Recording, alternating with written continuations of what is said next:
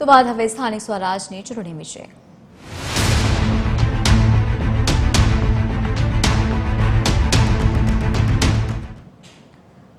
અમરેલીના વડિયામાં રાજ્યમંત્રી કૌશિક વેકરિયાએ વિપક્ષ પર આકરા પ્રહારો કર્યા છે. મંત્રીએ કહ્યું છે કે ભાજપ ઓછું બોલે છે અને કામ વધારે કરે છે.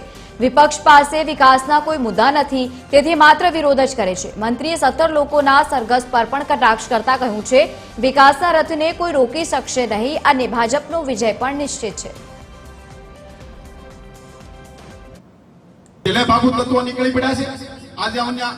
પાર્ટીના લોકો અહીં નીકળ્યા તેમના નેતા સાથે બે માત્ર 17 જણા હતા ઢોલ નગારા સાથે.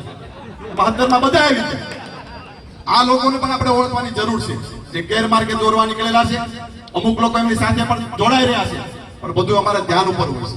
ધ્યાન પર એક પણ વસ્તુ હોતી નથી. મિત્રો અમે સરકાર સાથે રહી, સરકાર જે રીતે કામગીરી કરી રહી છે લોકો માટે કરી રહી છે. આ સરકાર જે રીતે વિકાસમાં માને છે તે પ્રમાણે સુરક્ષામાં પણ માને છે. સુરક્ષામાં પણ કોઈને જો મુસીબત આવે તો આ ભારતીય જનતા પાર્ટીની સરકાર તમારા સાથે ખંભે ખંભો રાખી ઉભી હોય છે. જે રીતે ભૂપેન્દ્રભાઈ પટેલની સરકારની વાત હોય, નરેન્દ્રભાઈ મોદીની સરકારની વાત હોય, આદરણીય નાયબ મુખ્યમંત્રી હર્ષભાઈ સંઘવીનું તમે ભાષણ સાંભળ્યું હોય છે કે બલ બલાને જેલના થળિયા પાછળ કોઈ ધકેલો તો ભારતીય જનતા પાર્ટીની સરકાર.